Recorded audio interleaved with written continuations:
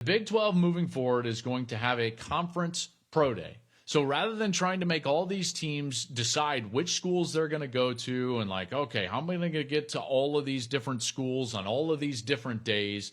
He says to himself, why don't we have a Big 12 pro day? We'll just bring all the players from the Big 12 that we're going to have or participate in a pro day, and we're going to bring them to Dallas, and then every team can be there. How good is that? So now if you're a Big 12 player, even if you don't get invited to the combine, you're going to get seen by all 32 teams in a workout environment. Brilliant. Absolutely brilliant.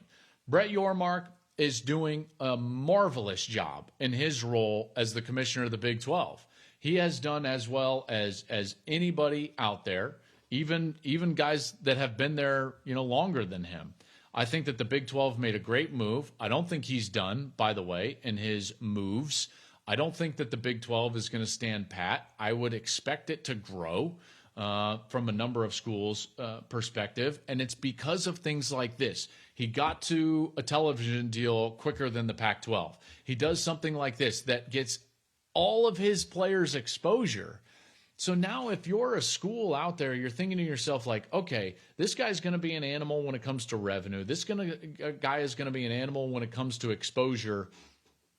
Brett Yormark is getting it done. I'm very impressed. And at some point this offseason, we'll be able to sit down and have a long conversation with Brett Yormark. So I can't wait for that because I think he's doing a great job. And the Big 12 does something that it's like, well, yeah, every conference should do that. And the only reason that they haven't announced that they're going to is, well, pride, to be honest with you.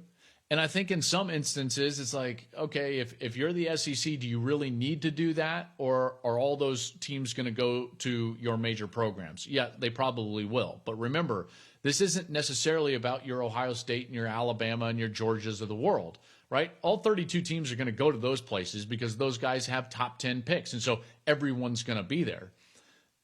This is about the programs that only have maybe one guy that might be a third-round player. There's a lot of those programs out there, or one guy that might be a first-round player. And guess what? You're only going to get 9 to 15 organizations at your school's pro day. Well, now all of those players can come to Dallas, and they'll have all 32 teams represented right there watching them work out. Brilliant, brilliant, brilliant. Why didn't someone think of this before? And by the way, everyone should adopt this. And the only reason that you haven't is pride.